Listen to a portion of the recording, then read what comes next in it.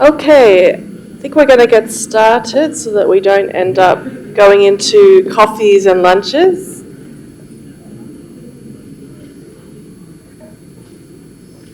So thanks and welcome to our second day of the CRPP Forum for 2026. I'm going to actually turn over for us to get a visual summary of what had happened on day one. We're really lucky Pear was here last year and she's our graphics recorder, so she's going to give us a nice summary of day one just to get our brains whirring a little bit on what was discussed before we move into day two. So over to you, Pear.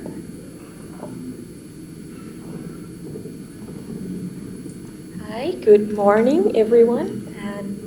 My name is Pear Wongtitiroth, and I'm a graphic recorder based in Bangkok, Thailand. And here, what you can see on screen is a graphic summary of yesterday's conversation upon the topic of strengthening individual household resilience through integrated livelihood approaches. So it's through my lens. I'm also curious to hear more about your lens as well, but allow me to guide you through the journey. Yes, the climate change is changing. The financial landscape is shifting, and the world is getting warmer. But our hope is stronger. Climate change is not abstract. For other poor women, it's daily life. The front line of uncertainty, never knowing when their livelihood may be washed away. So we begin where it matters most. Identify those who are in urgent need. At the CRPP program, they target 3.2 million people with a lot of mobilized money direct for planning and policy implementation to break the cycle of poverty, not by creating dependence on aid, but recognizing women as the solution.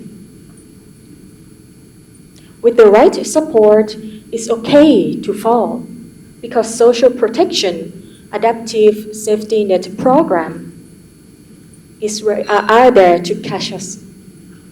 Whether climate health insurance, food security, information, these are foundations. From there, resilience starts to grow. If we want long-term climate resilience, we must invest in both financial capital and human capital. Be transparent, flexible funding, build up country systems for climate finance. And remember, communities are key strategic partners. Let's come here to the ozone level, the protection of the livelihood. This is how to move resilience forward. 3A plus T. Anticipate early warning system, updated data, and cash transfer to the right target.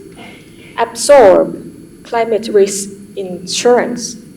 Adapt grants and transform into new opportunities, such as green job.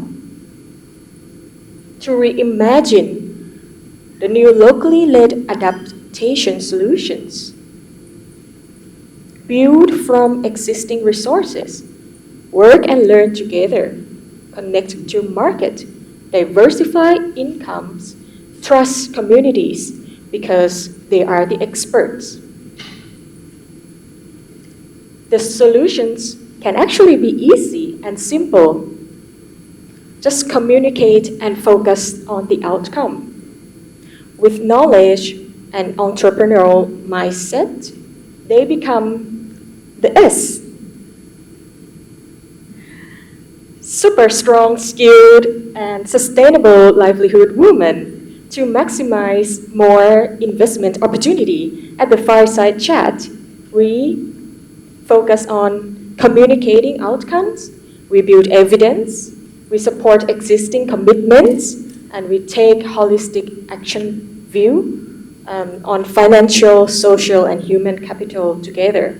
And most importantly, we show impact, like what we are building here together at the CRPP. So now, as we are ready to move into the day two, thank you so much, and I look forward to make this happen together for women and other generations. So thank you so much.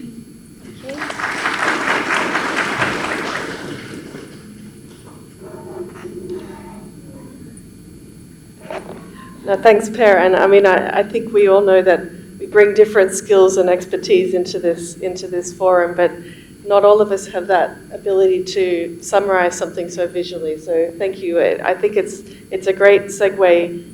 Many of the themes that we have discussed yesterday, and as a reminder, yesterday we were looking at climate resilient livelihoods, but from an individual and household level. Today we're going to be moving into looking at the collective level, local actions at that collective level.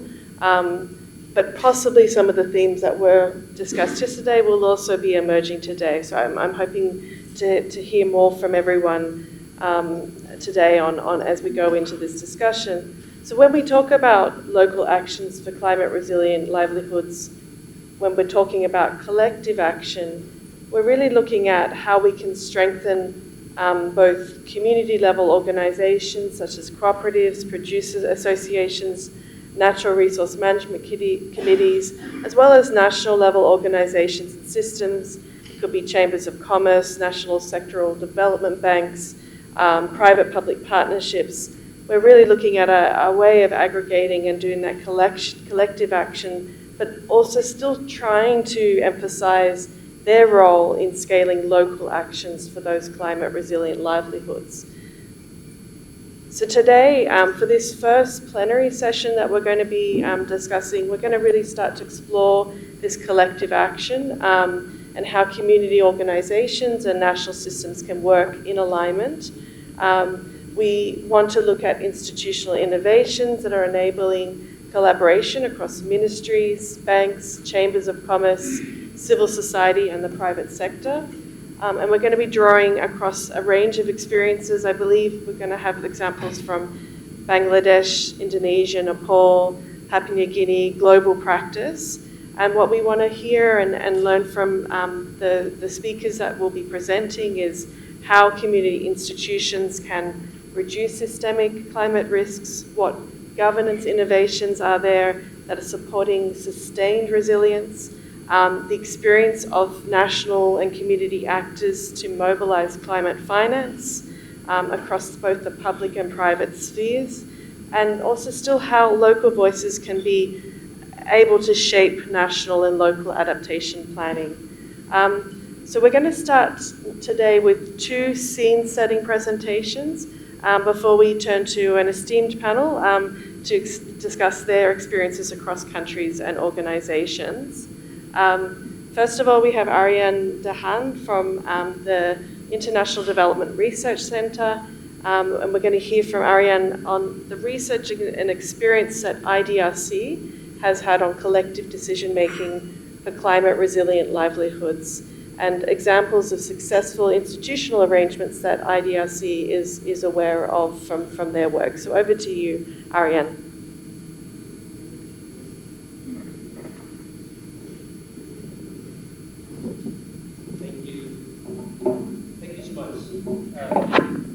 Good morning. Good morning. Good morning. Thank you. It's really a pleasure to join this session on, which for me focused on strengthening community and national systems for climate resilient livelihoods. I'm speaking on behalf of Claire, the Climate Adaptation and Resilience Program, which is a partnership between the UK and Canada, FCDO and IDRC, FCDO being the main funder of this. We work across Asia, Africa and the Pacific to generate actionable climate risk evidence and ensure that it reaches the people who needs most. We do not do research just to put reports on libraries, but to make sure that this is useful for the people it needs most. These are the communities those whose livelihoods depend on climate-sensitive ecosystems, local governments, and producer groups. And we believe, and that's why it's a pleasure to be here, that this complements and can help inform CARA and the types of investments that you are developing. And I think even yesterday I saw many examples of that. That's great. So why does evidence matter? Why does it matter in the hands of communities? A challenge we all recognize is that climate information is often highly technical, it is centralized, it's far away, or simply unavailable at the community level. The result is that investments fail to match realities on the ground and that local priorities remain unheard. Across our research, across CLARE, we see a different pathway, as you can see on this slide. When evidence is co-produced with communities, it becomes trusted, it becomes relevant, and it becomes actionable. And this helps create a chain from evidence to agency to collective action, and therefore also scalable investments. When communities understand and trust climate risk information, they organize collectively around that information, advocate for their priorities, and negotiate increasingly effectively with government actors. This process strengthens both local governance and national systems. Livelihoods are where climate risks are felt most starkly, as we all know. We see many examples of that, whether it's crop failure, loss of fisheries, water scarcity, or in climate disruptions to labor and in climate mobility. I just want to highlight the mobility. I mentioned it yesterday as well. Claire's migration research by IHS and ISIMOD shows that mobility is increasingly a key adaptation strategy. Households diversify livelihoods by sending members to cities, nearby towns. Livelihoods resilience often links villages and these destinations. And the research that we support as an example of the relevant evidence is that migrants need safer conditions at their destination. Rural communities, women that are left behind, need the support to stabilize the economies there, and such support, again, can enable more effective climate adaptation action. So livelihoods are where adaptation is tangible, shifting planting calendars, diversifying incomes, improving groundwater management, or redesigning safety net system, as we discussed yesterday, and many of them can also have co-benefits, reducing emissions. Now, as counter-programming knows, community organizations are essential because they aggregate voice.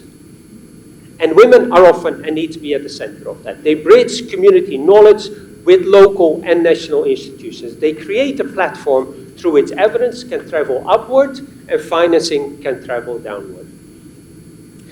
The next slide shows you a very large number of examples. I probably would spend way too long to explain this.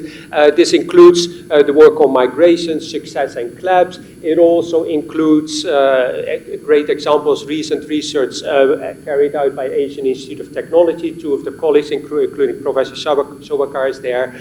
So please find out about that research as well. The two examples I wanted to focus on, the first one is from Bangladesh. It's a project called Surveyed, Community Validated Flood Forecast.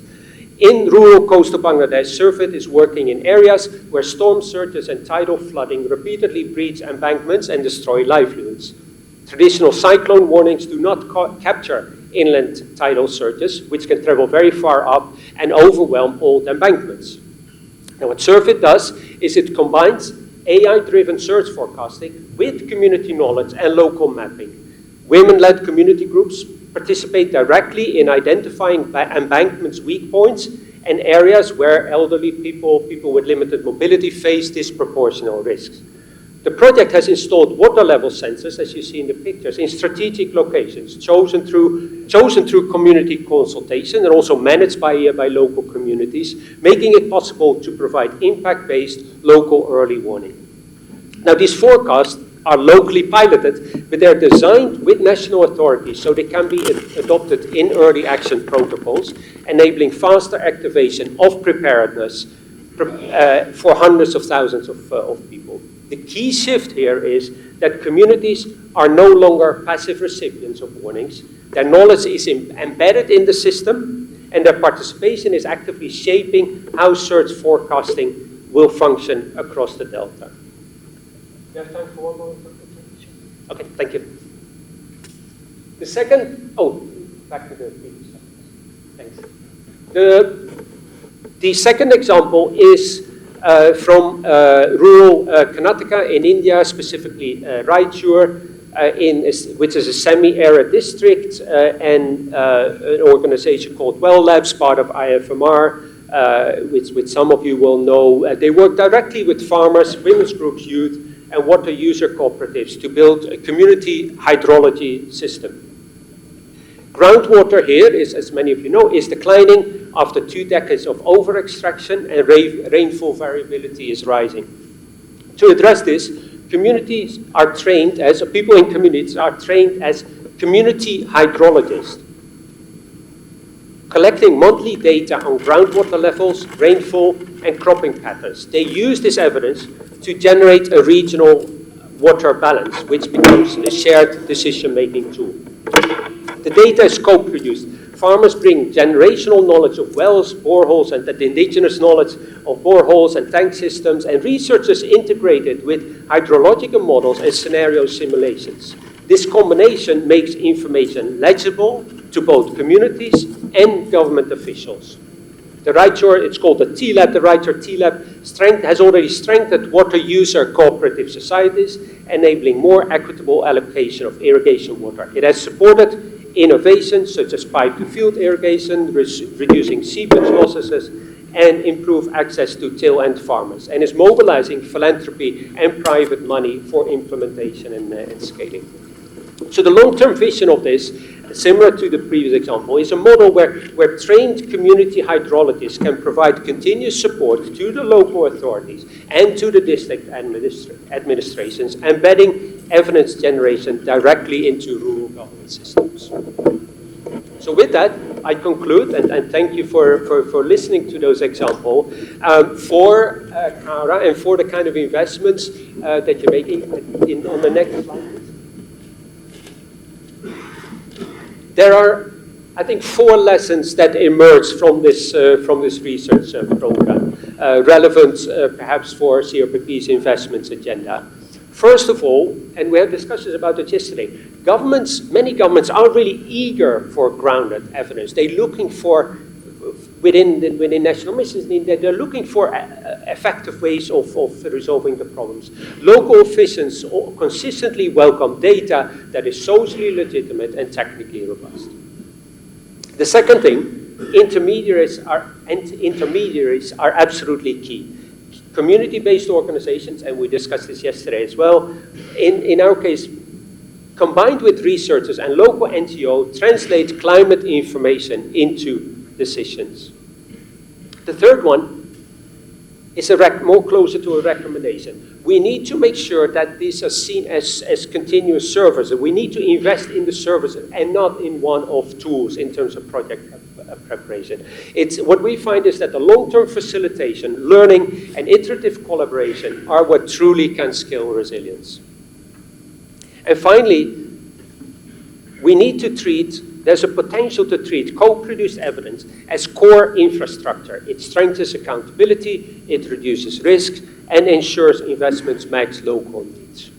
So with that, we are finding that when communities own climate risk evidence, adaptation becomes community-driven, equitable, and scalable. Co-production builds the essential connective tissue between communities and national systems, and this can support the delivery of climate-resilient livelihoods at scale. I thank you for listening to me, and hope this was useful, and look forward to questions.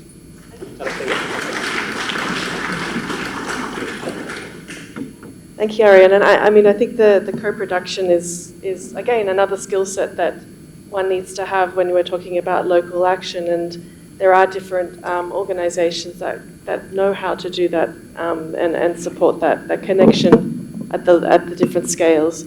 We now have Babinka Sijapati Basnet to present from ADB. She's a gender specialist on the gender dimensions of collective decision making. So I'll pass over to you, Bibinka. So much. Bear with me.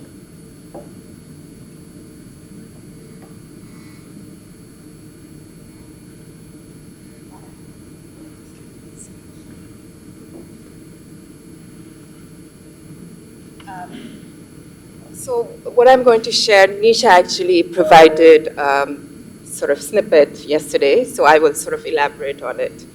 And I'd really like to sort of, next slide, please. So let me start with a moment from a focus group discussion with women during the preparation of an ADB finance project along Pakistan's coastal regions of Sindh province. We had to move the meeting because the place where we planned to sit was flooded. We were not discussing climate change in the future, we were really sitting in it. So women told us that when flooding comes, it does not stop at one house. When salinity spreads, it does not stop at one field. It moves across villages. So most families are already really living close to the edge. One shock pushes them back, the next arrives before recovery is complete. So that day, something became really clear to us in the design team. No household can repair a drainage network. No village can rebuild an embankment alone. If risk crosses borders, boundaries, solutions must as well. It also reminded us that private investments, of course, very important, but they're unlikely because returns are low. Social returns are high. So public financing is really, really foundational, especially in the initial stages. But how government works with communities and who is included determines whether resilience lasts. So this thinking really shaped the design of the Sindh Coastal Resilience Sector Project, which was approved last year. And I was the gender specialist assigned to work on the gender and community dimensions of it. So today I will briefly share 3 key design choices that emerged from the project. First is how we aligned large public investments with community-led solutions to scale adaptation. Second was how we built governance around shared assets. And third is how we place community women at the center of resilience. So the project offers a concrete example, I hope, of how resilience investments can integrate community leadership, governance, and gender and social inclusion from the outset. So let me just very briefly give you the project context. The project covers 3 coastal districts in the Indus Delta, Tata, Badin, and Sujawal. These are among the most climate-exposed and poorest areas in Sindh. The project is actually part of a broader resilience effort, which is led by the provincial government, with financing from ADB and IFAD. I will focus on the ADB-supported component. That component totals $180 million, so not a small investment. It includes concessional loan support, concessional loan plus support from the CRPP program, and it combines infrastructure and ecosystem restoration. So in designing the project, we invested a lot on diagnostic during project preparation, combining climate modeling, I didn't do that, representative household surveys with an inter-household module, extensive consultations with women and men at multiple stages. And the evidence was clear. Large-scale public investment was needed, especially upgrading drainage and flood protection system and restoring natural buffers, including mangroves and inland forests. But the consultations also showed that resilience is local. Communities know where water collects. They know which assets fail first. They know what works on the ground. So the question was not whether government should invest, but how. So how do you design large public investments that work together with community action? And this was a point that we heard a lot yesterday. How do you design with communities and not just for them? So next, please. So the design choice 1. The project invests in embankments, in drainage, in mangrove restoration, and that's really focusing on reducing exposure at scale. Alongside this, communities develop resilience plans that identify smaller investments like village bunds, secondary drainage, freshwater ponds. These smaller works are not standalone. Their effectiveness depends on how larger investments performs and vice versa. So for instance, secondary drains feed into the main channels and village bunds determine if floodwater enters homes. So the community-led solutions are not separate components. They're really built directly into the gray and green investments in the project. So design choice 2, it's still the same slide. We focus on building and strengthening governance alongside infrastructure, so these shared assets are managed by communities in partnership with government. So the communities will be organized into cluster coordination committees that develop plans, that coordinate across settlements, and that work with government departments to monitor and to maintain. Government finances and procures both the large and small works. Communities are not responsible for engineering or contracts. Over time, the project will invest in strengthening community institutions so that they can manage the small works themselves. An experienced NGO will be recruited to support organization and capacity building in these early stages. Design choice 3. Both the survey data and the consultations that we held showed that women are central to everyday resilience. They manage household water. They depend on forests for fuel wood and fodder. They work in family farm. They carry primary care responsibilities. When all these activities are taken into account, they work a lot longer than men did. They experience climate stress differently from men. Of course, this is at the aggregate level. There's a lot of variation among women and among men, but in general, there was a very noticeable gender difference. During the separate consultations, women and men agreed on small works needed, but women placed stronger emphasis on fresh water close to home and access to fuel wood.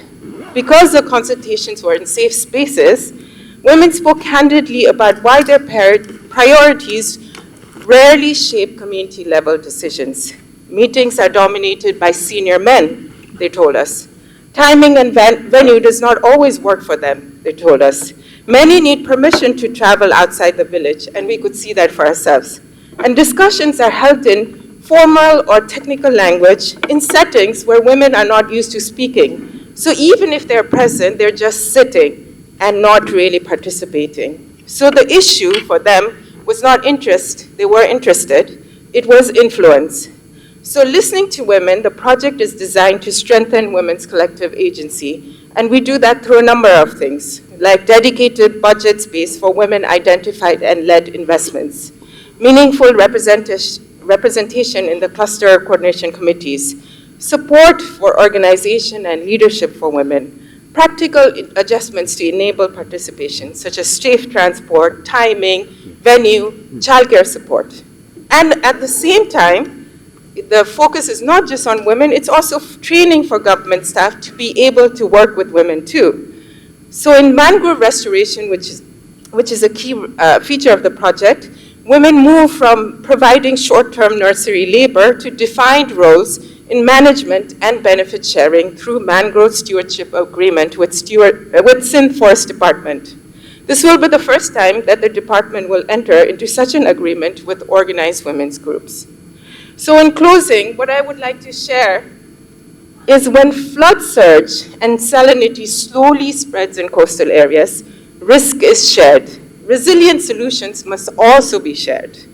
Public financing is foundational, but durable resilience requires alignment between large public investments and local-led action, clear governance arrangements around shared assets, and meaningful inclusion of women and men in decision-making and benefit-sharing arrangements, all underpinned by careful evidence and deliberate design. So the Sindh Coastal Resilience Sector Project is our attempt to intentionally design around these principles. Implementation is just beginning, so I look forward to maybe returning in a few years with lessons learned and results. So thank you very much for listening.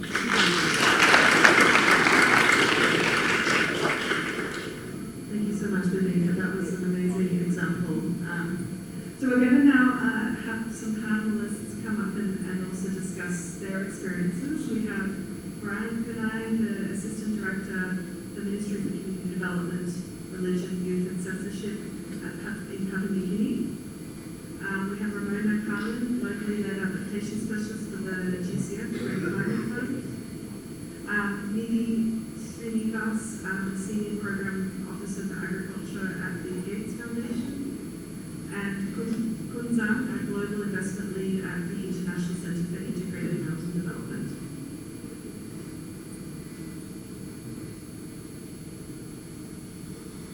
So we'll just get everyone up on the stage.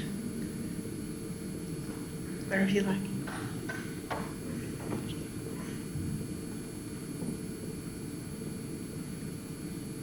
So we're going to be starting with Brian. So Brian, you're, as I mentioned, an assistant director with the Ministry for Community Development in PNG. We would love to just hear on your experiences. Papua New Guinea has strong traditions of community-based governance and collective resource management. So how is your ministry working to leverage these traditional systems for building climate-resilient livelihoods? And what challenges remain in linking community decision-making with national development and adaptation strategies? Thank you, moderator. Good morning to everyone.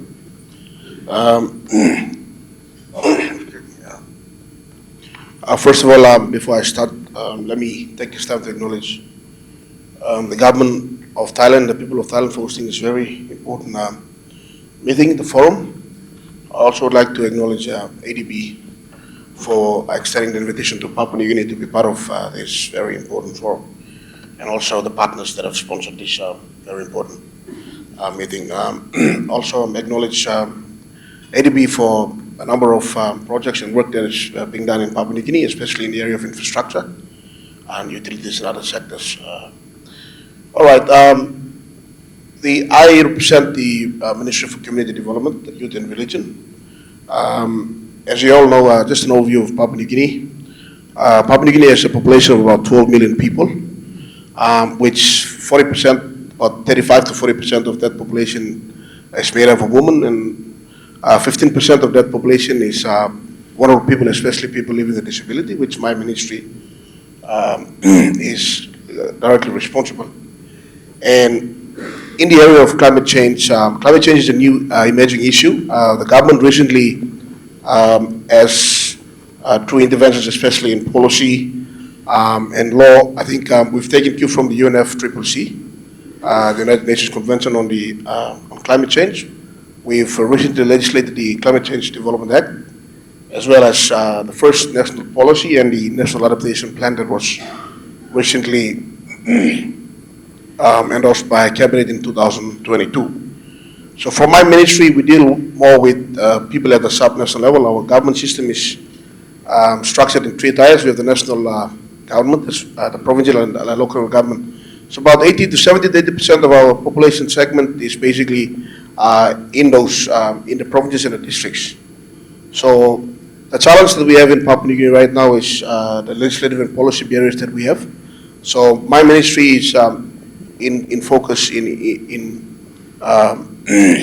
improving that through reforms. We recently, Parliament endorsed the Community Development Act 2025 for the first time. We now have an act.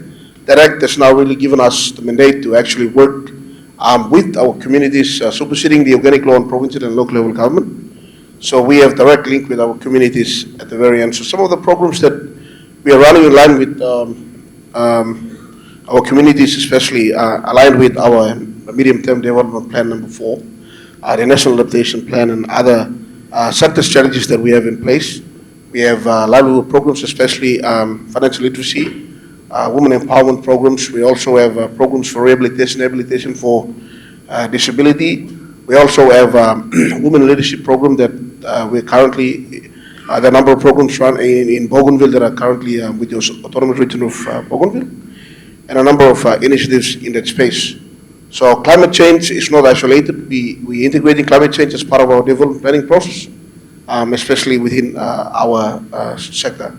I think just in addition to some of the mechanisms that we've recently introduced, through the new law that Parliament has passed, we now for the first time have a Ministerial Advisory Committee on Community Development, and we also recently established what's called the National Coordinating Committee on Community and Culture. So this committee basically looks at addressing issues in terms of financing, policy gaps, issues that much affects our sector. So this is some of the initiatives currently in Papua New Guinea that we are steering. Oh, thank you very much, and really helpful to hear like the structure of and the legislative policies that are coming into place and how that's going to support. I'm going to turn to Ramona Kalin from the GCF just to hear from you what the GCF is doing in this space. I understand that the Green Climate Fund has been increasingly emphasising locally led adaptation, and so just to hear from you what GCF's experience is in what evidence is showing that collective decision making is helping vulnerable communities deliver more effective and sustainable adaptation outcomes, and what institutional arrangements are you seeing that are proving most successful in preserving that decision making power at the community level, whilst also meeting accountability requirements that you were also concerned in. So over to you, thanks. Thank you very much, and good morning. I guess I'll shift the perspective a little bit from a lot of really interesting local flavor at the CRPP forum always. We can never really sort of fill that gap as a funder, but the GCF is the largest climate funder, set up very specifically with a climate mandate to help developing countries. So our starting point into this space is working through governments and through government's plans and ambitions to actually support a wholesome transformation or paradigm shift to low-emission, climate-resilient development. So we start working in the locally led adaptation space a bit with that tension of really merging national plans and national priorities, and then trying to bridge the gap between national and local stakeholders. We've invested about 20 billion so far, not just in adaptation, but adaptation and mitigation, and half of it is for adaptation, so almost 10 billion US dollars in adaptation projects, and a significant part is grant funding or very highly concessional capital in the form of loans, equity, or guarantees. So there's quite a broad and range of ways in which we work at the local level. I think as we try to set up the locally led climate action practice in the GCF, it's like, well, what have we done so far? All adaptation happens at the local level to some extent, but it's really trying to map that degree of where does participation stop, where does it end, what's decision-making, local decision-making over use of resources, how much funding is actually flowing down, how much it's implemented locally, et cetera, and I think across the range of modalities that we've been supporting, there is a great variety in that degree of ownership and influence, which I think looking back across the portfolio, which is still fairly new, it's just 10 years of operation, so a lot of the projects are maybe just starting to kind of close or come halfway through. So it's very incipient learning, but I think the learning actually it's not new from the things that have been presented yesterday or the things we've covered through today, which is that livelihoods are complex and that you can't really look at just one isolated technical solution. Coming from a climate mandate, we do tend to come through things of what's the climate solution here and what's the technology and what's the thing that needs to be scaled up. But it's beginning to learn more about how climate fits within the socio-economic context, within the development context, and taking that broad view, which has taken us a bit of time to actually learn and internalize. I think the second bit is around the ownership of it, comparing projects, that maybe are very heavily implemented or locally, owned. There's definitely greater sustainability beyond the project's lifetime for projects that have actually been leveraging existing structures, so not duplicating using project level structures, but actually working through the local systems. There is actually emerging evidence on the fact that there's greater sustainability if you actually work through what's there. So maybe not everything is there, but working through one or the two elements that exist is really key. So it's that integration, I think, of perspectives and of needs across livelihoods that's actually key. And it's very preliminary learning that we're trying to take into how we could scale. And I know there's probably a question coming on scale later, but I'll pause here for now. Thank you so much. And yes, we might also, I want to also turn to the audience at some point for their inputs, but hopefully we can explore that question. I'm going to now turn to Nidhi Srinivas, who's a Senior Program Officer for Agriculture at the Gates Foundation. So I just wanted to really ask about the Gates Foundation's own experience in investing globally in agricultural development and smallholder livelihoods. And what has your foundation been learning about when collective farmer organizations generally strengthen climate resilience and outcomes?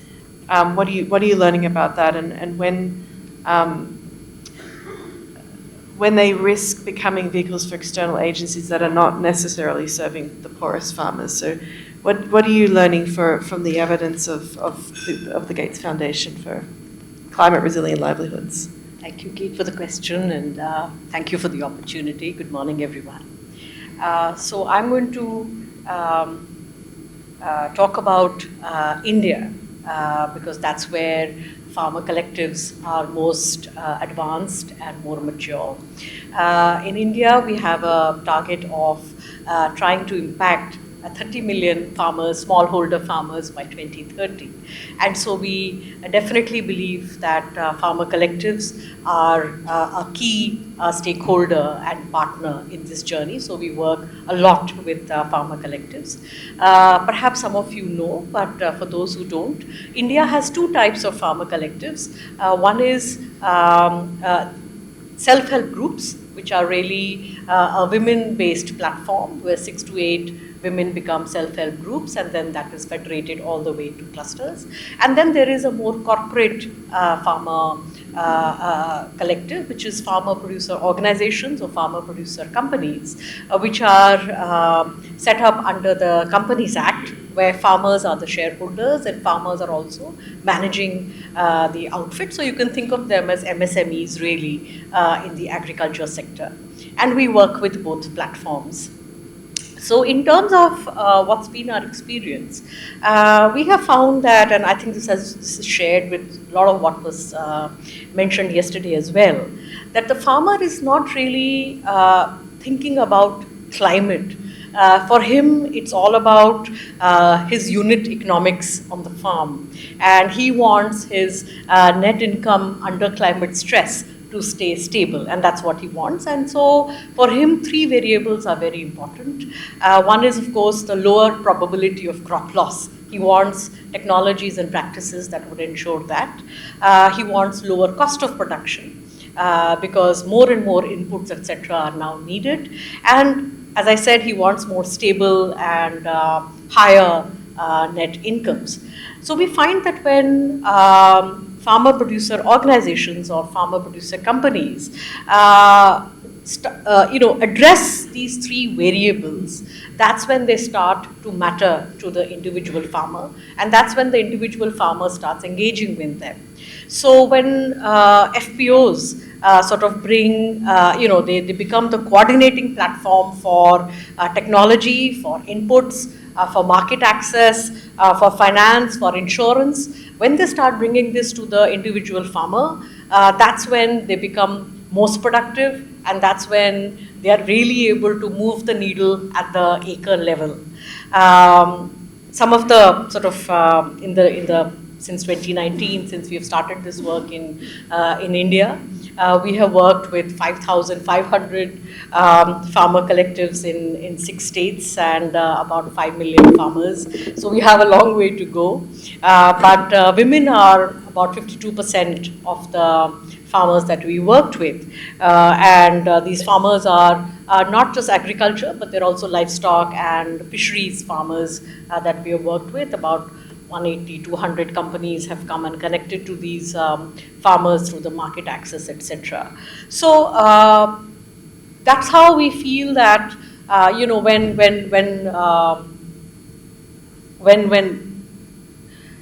collectives start to think about what the farmer needs on the field and bring these 5 things together for him, that's when the farmer is willing to engage. Otherwise, for him, these are just meetings that take away from his time on the field. So the FPOs which succeeded, and many didn't, the success rate is pretty low. Those FPOs which succeeded were the ones which brought better inputs and advisories to the farmers.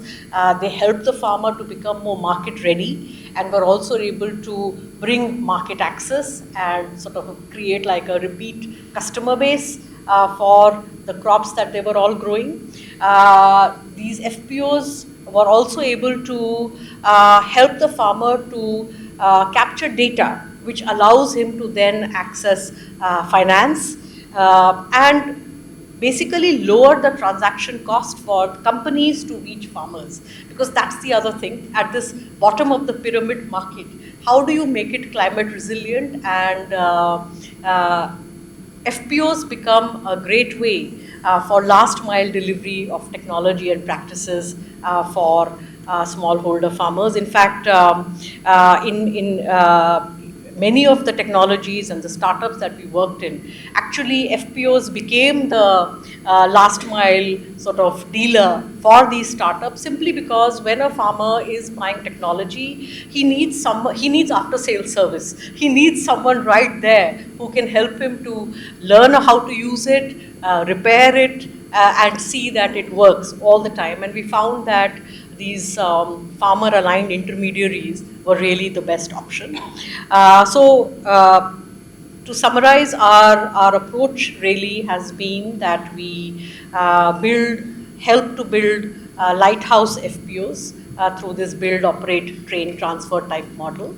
And then we also, just to go back to the question on scale, we also think that there are certain ecosystem enablers that help all FPOs to sort of become stronger and more mature. And those levers perhaps we can talk about when we discuss scale, but that's where we are. Thank you.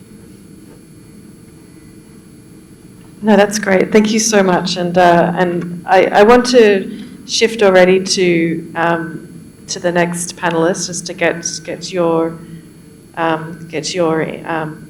inputs as well, and then we can go into a bit more of a deeper conversation. So, Kunzang from ICIMOD, the International Center for Integrated Mountain Development.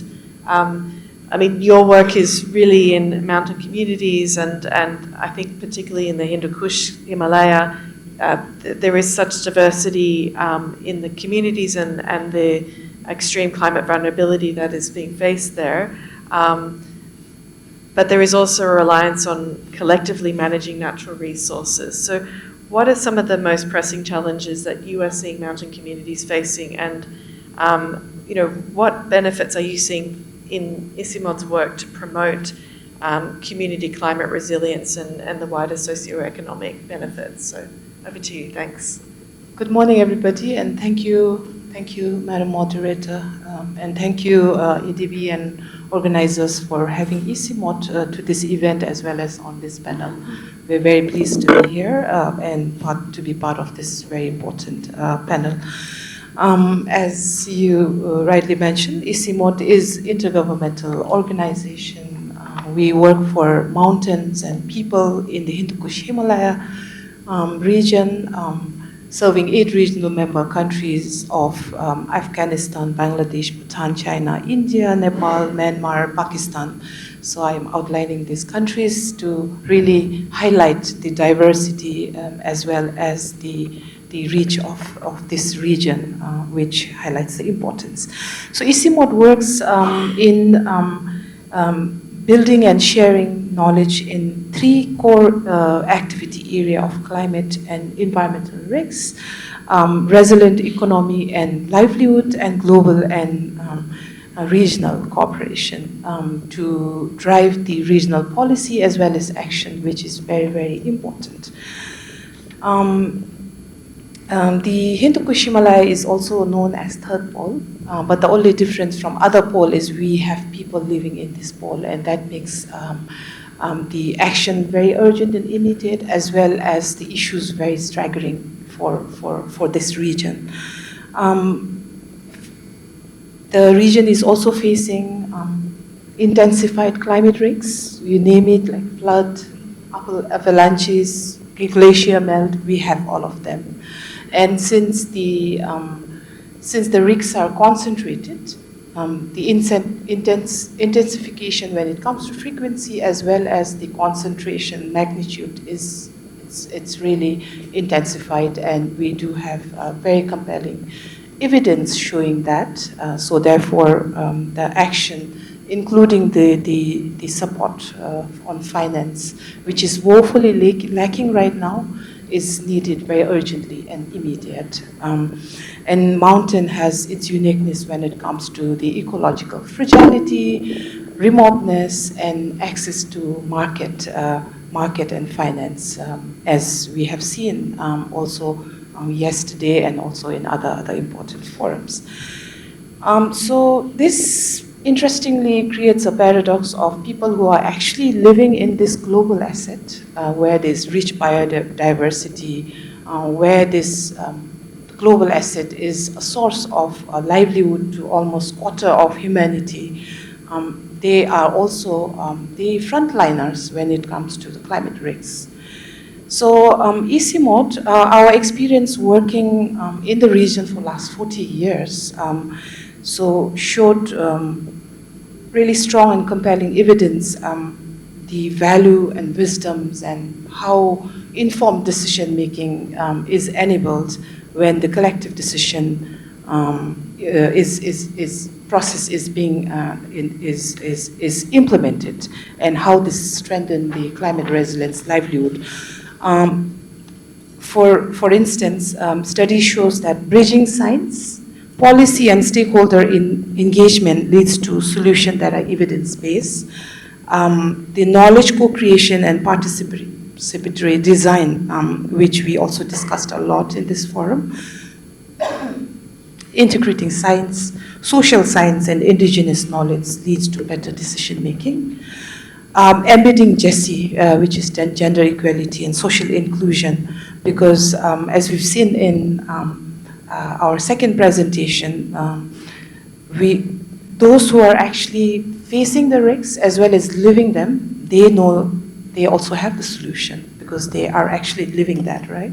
So especially women, indigenous community, youth, this improves the decision making. And for example, ICIMOD's work on community-led spring shed management shows that communities are bringing back this dying spring back to life.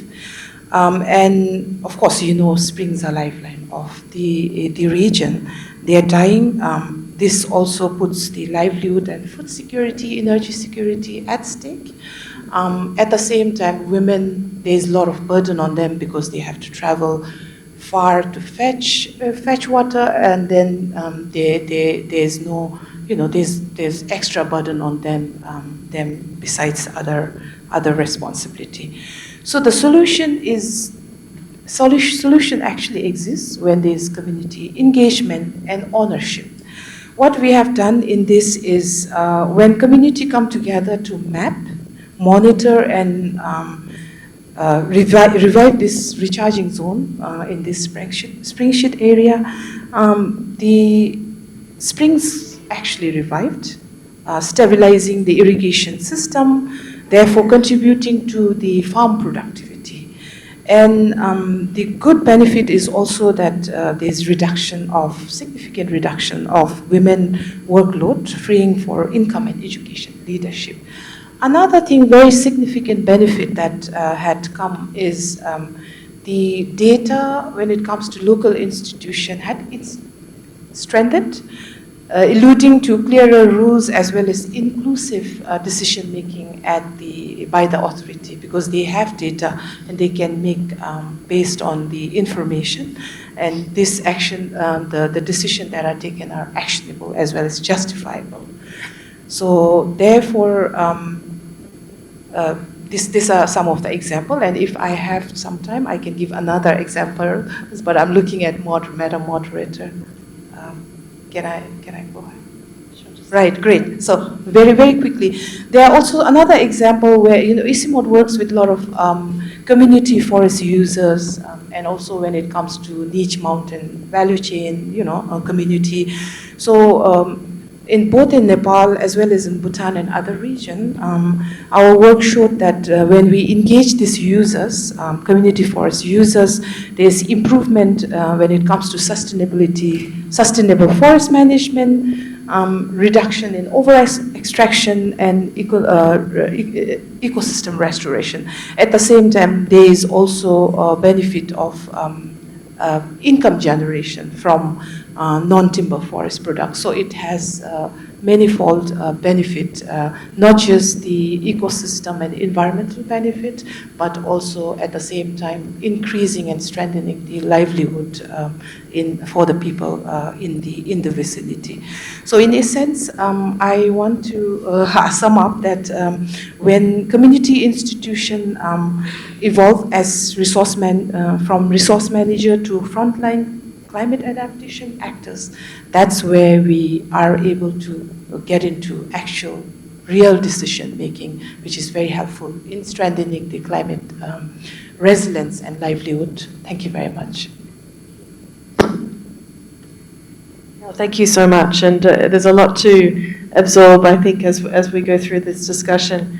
I'm struck a little bit because, we're talking about community organizations and these collective groups as actually serving a number of different functions potentially to enable collective action. And Irene, at the beginning you'd also discussed, you talk a lot about co-production, but you also talk about setting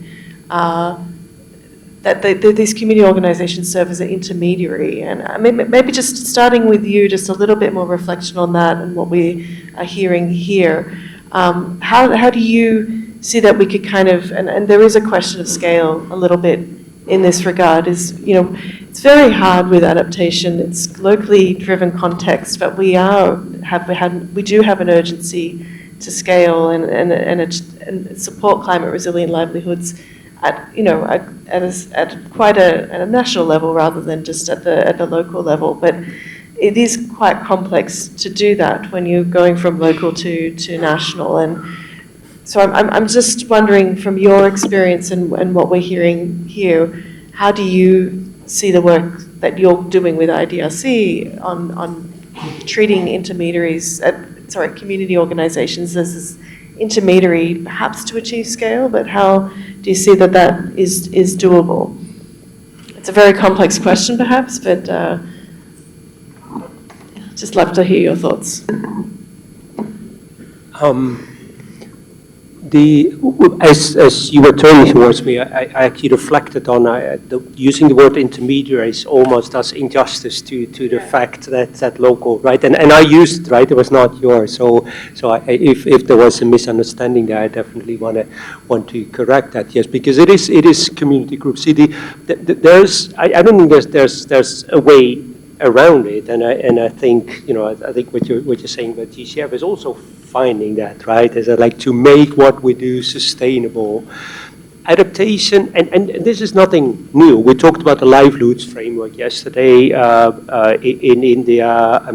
Feminist economists will tell you all Indian government programs in rural development have succeeded when women groups were leading it, right? Again, we should not use the word intermediary there, right? So women taking control over over the situation. The impact of adaptation is hyper local, as people say, and if you take the example from Bangladesh, the data that we have, which is really important, because on changing weather patterns, which directly impact tidal waves, but it can be this embankment and not the next one, right? It's literally that local.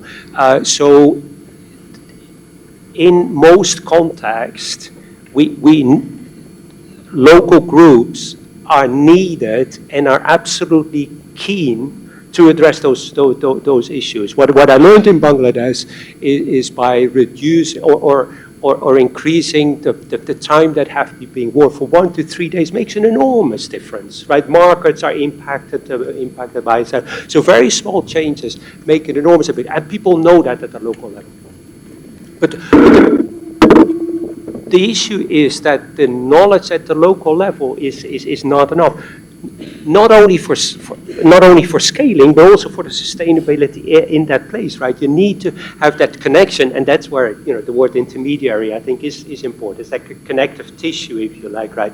Between the global data, between the national system, between local authorities that can strengthen those embankments, and the local communities that do take necessary direct responsibility for the action that is needed to address that. So it is that entire chain that is really important. Again, it's nothing new, but with climate change, it seems to be becoming more and more important. No, thank you so much. I mean, I just wanted to turn to you, Brian, because I mean you're at the other end of trying to manage things from a government, from that national level. And I mean, there is a lot of expectation and ask also to try and navigate that space at the national level to do this, to really enhance and enable collective action at the community level. And what are your reflections as well on like how Papua New Guinea is working in this area and there are challenges, of course, to do this, but where are the opportunities? And also I'm just thinking, because we've got our colleagues here from the GCF and ADB, like what are your asks to international finance institutions to help also grapple with these types of challenges? Thank you. First of all, in the context of Papua New Guinea, we must understand that land is a valuable resource for Papua New Guineans. About 98% of the land in Papua New Guinea is owned by Papua New Guineans. So basically, the land is either owned by the clan, the tribe, or by an individual person. So the government only owns about 2% of the land. So much of the decision making, especially on biodiversity and also especially protection of the environment, conservation, is more in the hands of traditional landowners. So the challenge and the barrier that we have right now is actually working with those communities to ensuring how best we can be able to tailor and integrate programs that can build on protecting the environment, conserving the environment, coming up with adaptation programs. But at the end of the day, we also need to look at their livelihoods, to enhance their livelihoods. Because if we have to protect the environment, there has to be a trade-off. So we have to provide some bit of support, some incentives to ensuring that their livelihood is sustained. And of course, for Papua New Guinea, the land is owned by the customary landowners, and that not only on land, but it also extends about 3 nautical miles into the sea as well. So whatever that is found within that 3 nautical miles is also a reference as owned by the clan or the individuals concerned. So for PNG, I think some of the challenges that we have right now is basically the institutional and policy and legislative gaps that we have.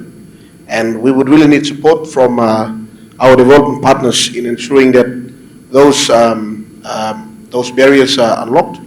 At the same time, we also we want to run parallel programs that will basically we look at empowering our marginalized communities and also our people in the community.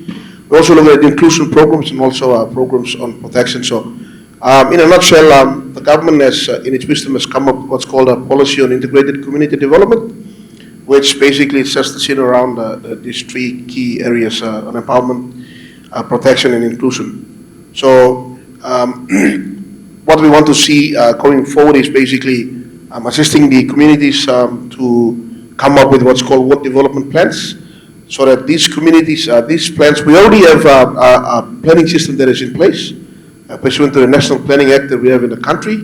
We have an aligned planning system which is aligned to the UN global goals, as well as our Pacific Regional Strategy and the national strategy. So we have that planning extended as far as the district level, but the challenge is going down to the LGs and the ward level. So that is where a segment of the population is, and we want to really tap into that part of the population, but we need that support to ensuring that much of the planning that is done, the resource allocation that is done must be aligned to the priorities, and it must tick off the wish list of the people that are concerned. So that is something that remains a challenge.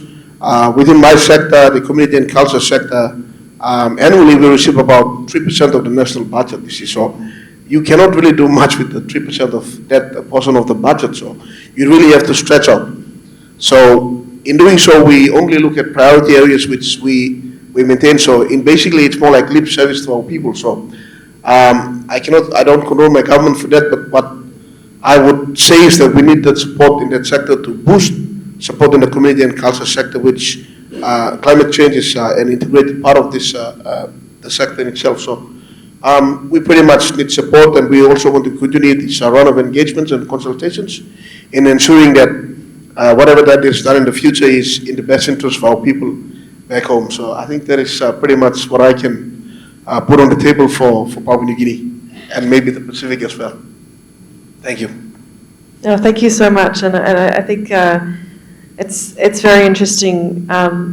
Also, just the enabling environment that I think you're starting to get in place with your new policy on integrated community development. That does sound like a possible starting point to enable this. But there's certainly a lot more groundwork to do, and we have talked about climate financing and the fact that you have limitations on what you can do with your overall budget. It is resonant, I think, with a lot of the countries around trying to scale up adaptation. So I'm going to use that as a segue to talk regarding the GCF's experience, and just also from your own work and looking at locally led adaptation, diving a little bit deeper into the response you provided before. But what do you see as opportunities for the GCF to kind of really push that locally led adaptation approach from the enabling environment perspective, but also acknowledging that there's a lot of work and cost at the local level to achieve it, not just at the policy level, but then down at the ground level? And how can you really promote that? And I'll take the opportunity also to talk about whether you see opportunities for scale in terms of the work that GCF is doing as well in this space. Thank you. Thank you. I actually think GCF's role in this should be around scale, because clearly there's a lot of solutions happening locally, and I think it's always really inspiring to hear what this forum provides. So the question, I think, for GCF is, how do you institutionalize that? How do you take the solutions and scale them up? And there's multiple entry points, I think. I mean, speaking directly, to the needs you've expressed in PNG, there's dedicated readiness funding. GCF has up to $7 million per country to work on that enabling environment. I think over the last 10 years, countries have been using that money to begin to set up capacities at the national level to understand climate, to do national adaptation planning, etc. Now, especially in places where that foundation exists, there is an opportunity to actually begin to think of capacities further down below the ministry level. So there's definitely an opportunity there, which I think can tackle both the policy and sometimes the political challenges around what do you do with climate finance and what do you do with public budgets. And I think I really take the point around climate climate will continue to change, especially given the current mitigation trajectory. So adaptation will continue to be a priority and necessity for the next 50, 100, 150, 200 years, right? So it's going to be ongoing. This is not something that will end by 2030, 2050. It will continue to happen, accelerate, and increase. So I think the processes that have been put in motion, I really take the point that it's just making it more necessary than ever to really think of it in this kind of process and continuous institutional evolution kind of way. I guess the other point from a GCF perspective, micro projects, are 10 million, our large projects are 250, 300 million. So it's not an insignificant amount, and there's a mandate to continue providing grant funding, and I'll keep reiterating this, for the most vulnerable. And fingers crossed our next replenishment goes well, we'll continue to be doing that. So it's a key source of funding for developing countries, and I think the opportunity does lie in the intermediaries actually, and your intermediaries, I think, were between populations and the institutions around them. I think for us, it's actually intermediaries that then aggregate those intermediaries at the local level and make the links between them and national development banks, national ministries, direct financing institutions, to then give that flow of funding from policy at the national level all the way through to the local ground. So there's a lot of opportunity for innovation there, I think, in terms of institutional shifts and changes. I mean, the barrier, why is money not flowing down? It's because the system was not thought to channel money down for adaptation, right? This is something new that needs to be built in. And I think we can play a role in doing that. There's recent accreditation reforms that have been passed by the fund, which really opens the window for more national level institutions to become accredited and simplifies the process. And there's actually a bit of prioritization put around organizations that can do locally led climate action and institutions that can mobilize private sector, because it's sort of, these are the extremes where we think public finance, international public finance, can shift the needle a little bit. Focus adaptation on local level solutions and systems, and mobilizing the entire institutional financing arrangements for that, or look towards really private sector leveraging in the areas of climate investments that have been proven to demonstrate results in that space. So I think there's a bit of a positioning here in terms of what does local level adaptation mean for adaptation broadly, and especially in the very challenging geopolitical context of expecting even fewer resources in the future. How do you make sure that money is actually well spent in places where it's needed most? And I think that's the political challenge for everyone, especially in the funding community, to then lift that evidence and make that case for, if you're going to invest in adaptation, think about these things that are actually happening at the local level, because without that, it's not really delivering results that will be there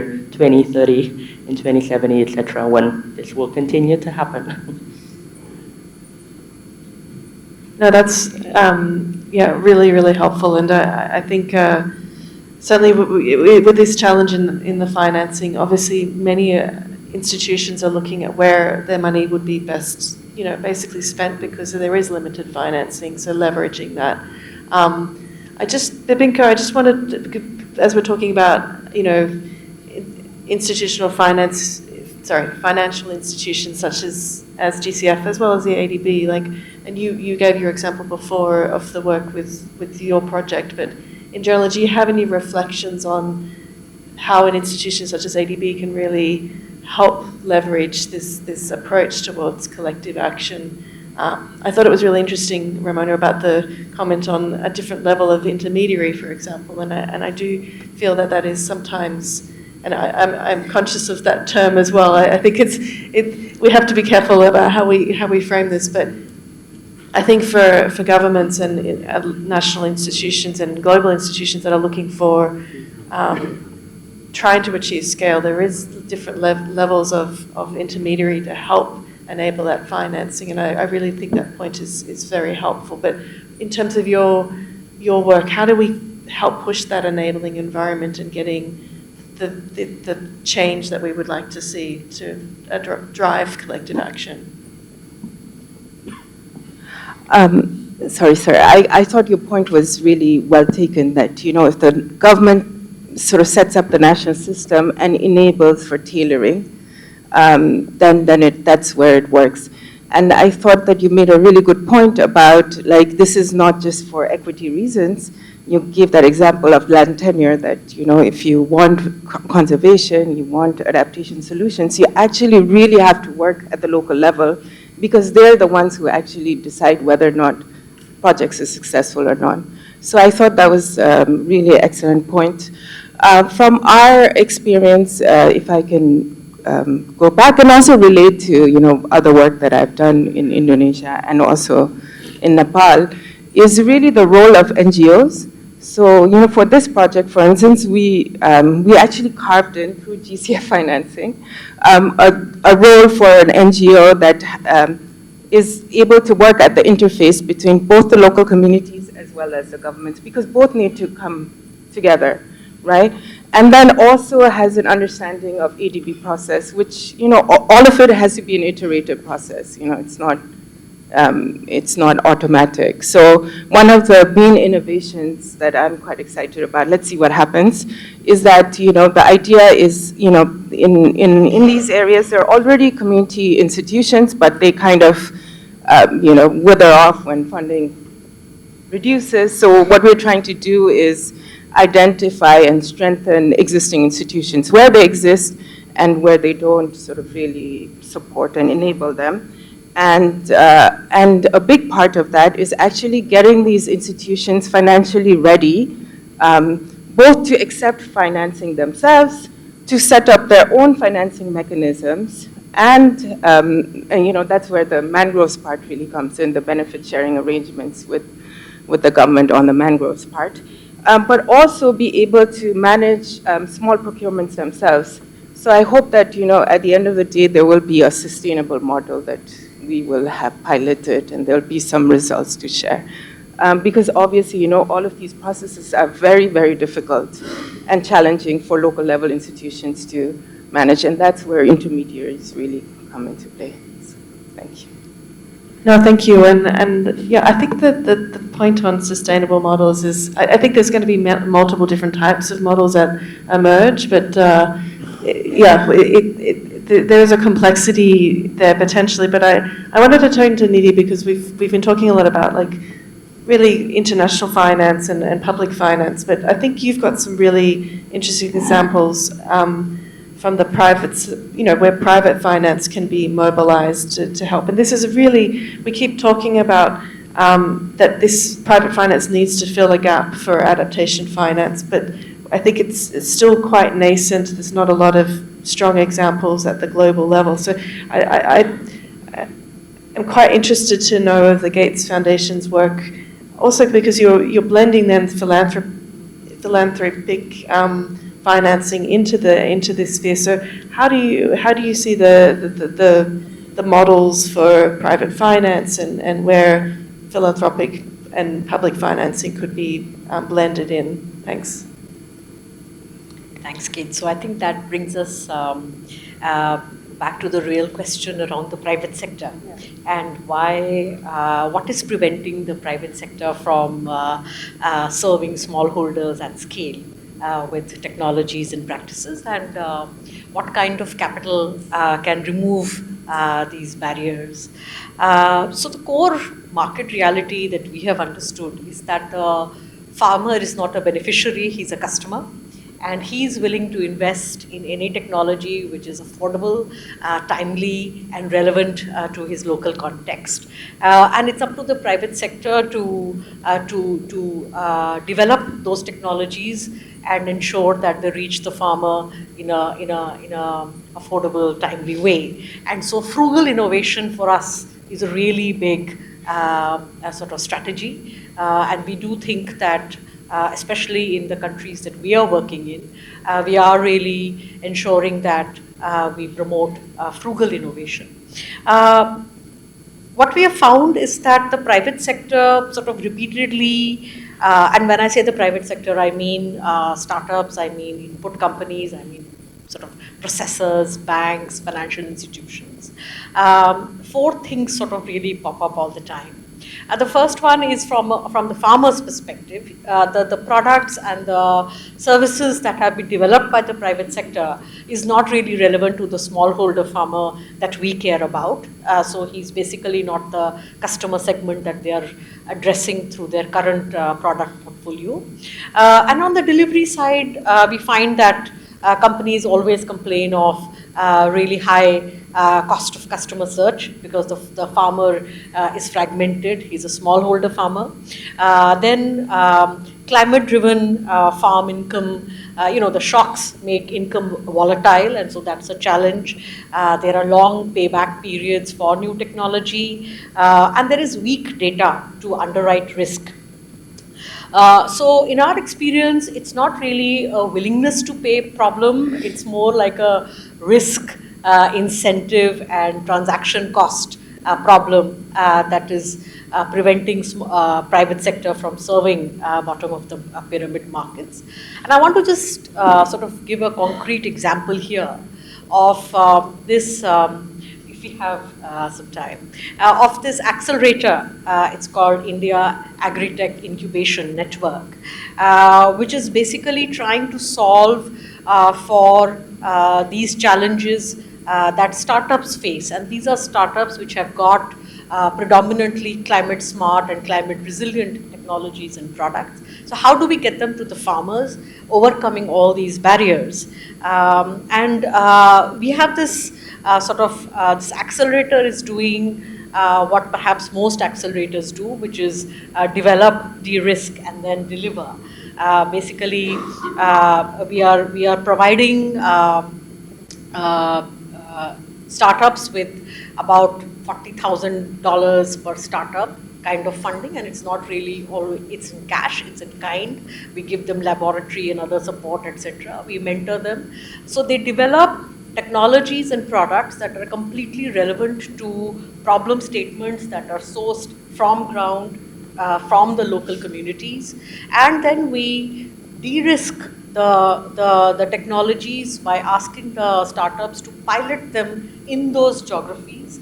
And we work in UP, Bihar, and Odisha. These are amongst the 3 poorest states in India, and these are basically no-go areas for startups and for private sector, simply because the farmer is too small and too poor. So with his problem statements, how do you do the pilots? How do you prove in the farmer's field that it works for him?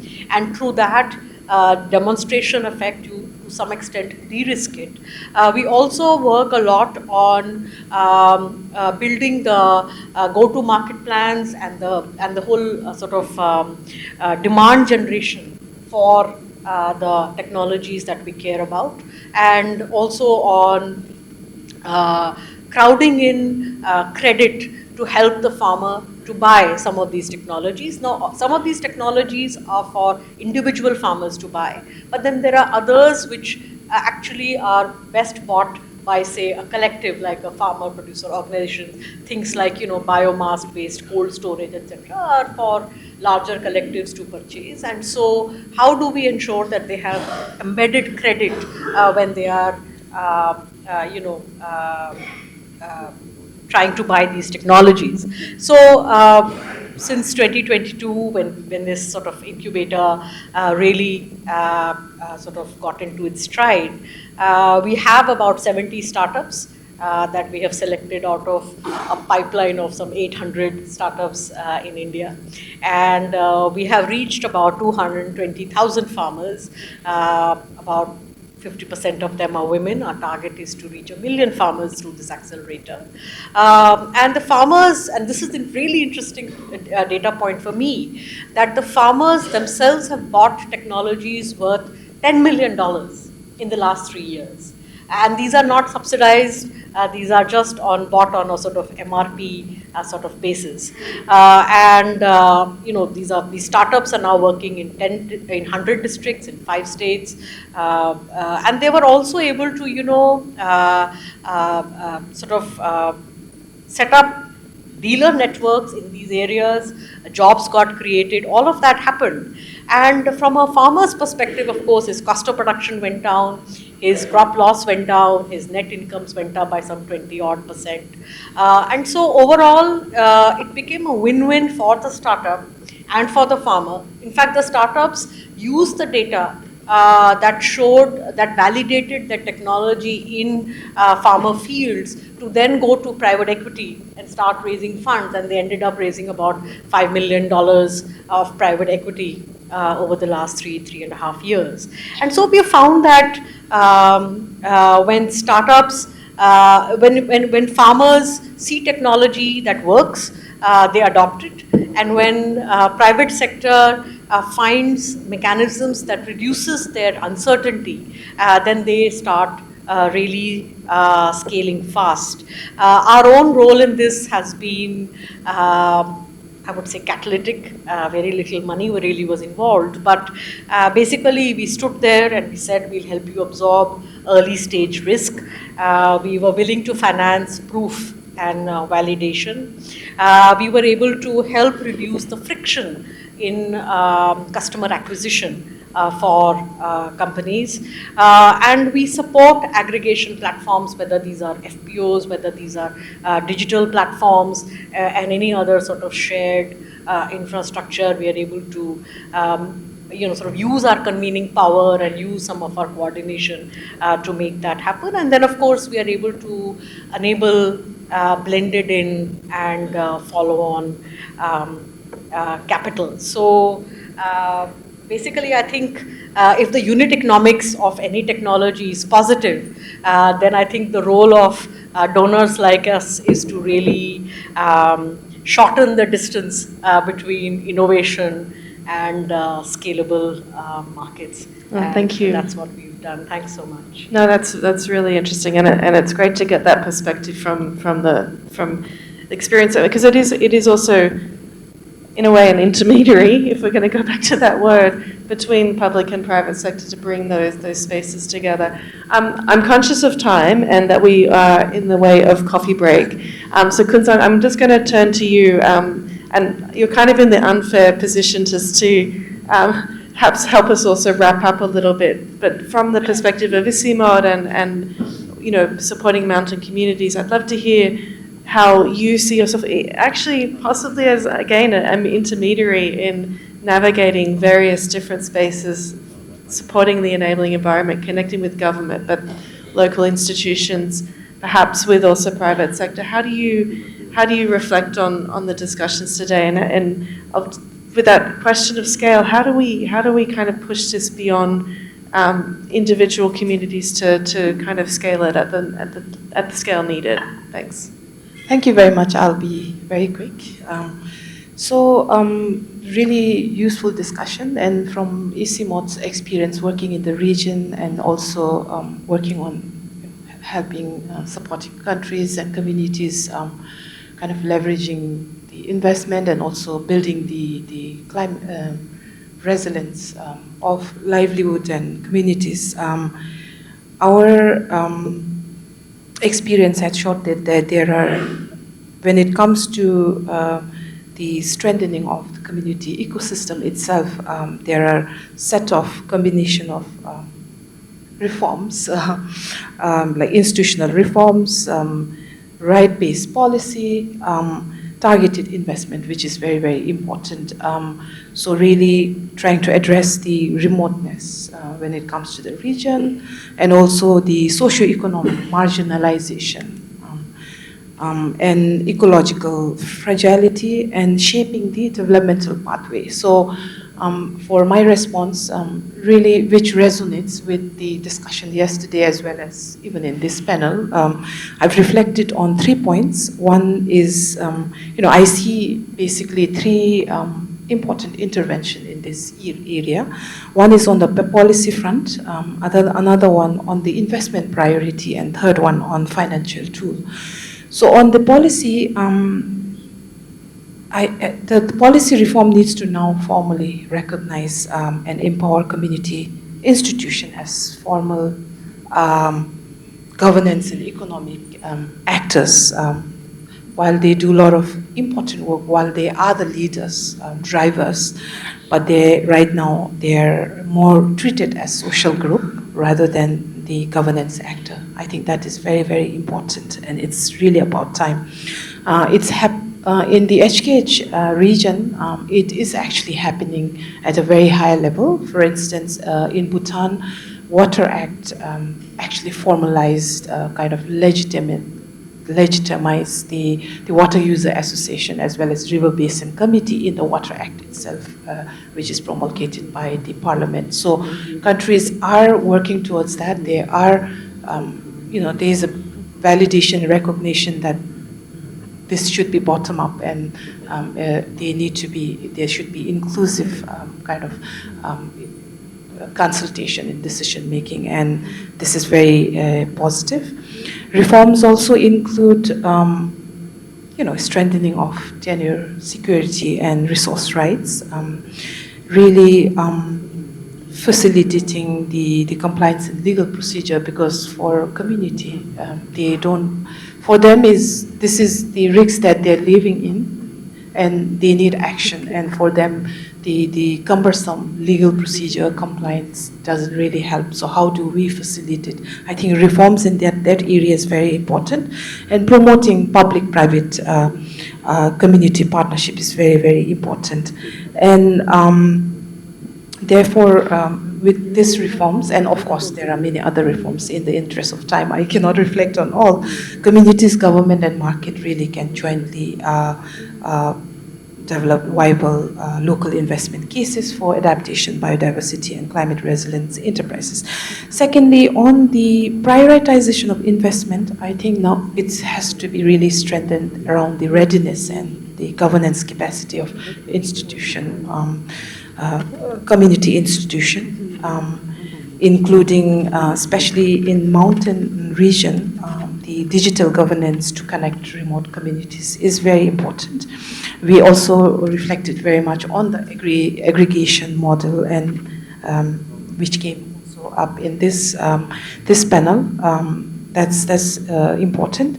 And then project pipeline development grounded on local resource strength, such as forestry, agriculture, ecotourism, renewable energy, and de-risking is very, very important. And we had some really interesting reflection as well. So when community institutions are federated, such as network of forest user group, they achieve economy at scale, which is important for the mountain communities, reduction in transaction cost, and they manage risks collectively. And this becomes attractive to investors as well as climate funds from my perspective. And the last one is really on the innovation and blended finance to make community project investable. Communities often lack collateral, but not capabilities. They have innovation and capability, but they lack collateral. So we need financial tools that value ecosystem stewardship and translate environmental services into a financial value stream. That's very, very important. So this includes a guarantee mechanism, de-risking, blended finance window, combining public, philanthropic, and private capital. And again, I want to emphasize on the performance-based grants, such as for the watershed protection, biodiversity, carbon suit. For example, lastly, I'm summing up. The challenge, HKH ICE challenge, which sits on third, that the hub that during yesterday's hub that we had presented, really underscores the kind of reflection that I'm doing right now. And thanks to UK FCDO for supporting that. We've successfully run the first one last year, and we are in the process of running the second one this year. And this has been very, very innovative as well as timely, because these are the ground solution. They speak directly to the problem as well as enhancing the community livelihood. And also, as we have heard from the climate funds and also the foundation, they are looking for innovation, and then for mountain we need support in how to scale up this innovation, because this is, I think, unique kind of challenge that mountain region is facing. So it's the HKH Community Institution must evolve from local participatory bodies to climate finance enabler, intermediaries, and ecosystem steward. For that, we need, of course, all those reforms that I had reflected, and also many, many other. Thank you very much. No, thank you so much. And I've seen people nodding their heads as each of you have provided your inputs as well. So I'm worried that we're over time, and so I won't be able to kind of come back for any last reflections. So thank you, Kunsang, for also just helping summarize for me as well. I understand for Q&A we may be doing that in the spotlight session just because we are over time.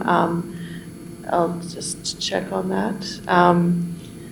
But in the meantime, we've also got coffee, so if people do want to follow up on conversations with each, I don't mind nominating you to have those follow-up conversations. Sometimes there's a bit more depth that can be captured in that. But thank you so much. I'm hoping that we've really started to open up the discussion around, the enabling factors, which I think there are many that we know exist. We have a lot of experience in community development, in climate adaptation already. It's just kind of bringing those threads together and finding the right models and approaches, which are going to have to be tailored to each context. But we do have tools and knowledge in this space. It's just trying to bring it all together. So I'll leave it at that. And I think if I'm just looking, can we just all go direct to coffee, or is that, or do you want me to give any direction on the next session, or someone wants to come up? Timmy?